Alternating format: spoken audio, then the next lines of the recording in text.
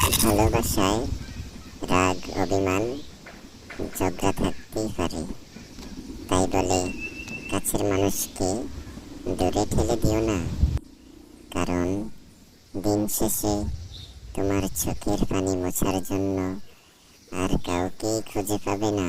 Yes.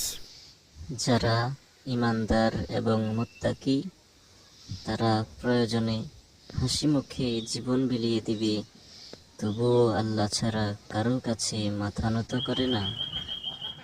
দুইটি বিষয়ে কখনো লজ্জা করো না, শরম বোধ করো না।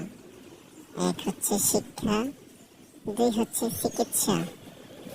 দুইটি বিষয়ে যদি লজ্জা বোধ করো, তাহলে তুমি কখনোই সঠিক শিক্ষা পাবে না, অথবা সঠিক চিকিৎসাও পাবে না। তুমি যদি কাউকে ভালোবাসো, সেটা যেন হয় আল্লাহ তাআলার সন্তুষ্টির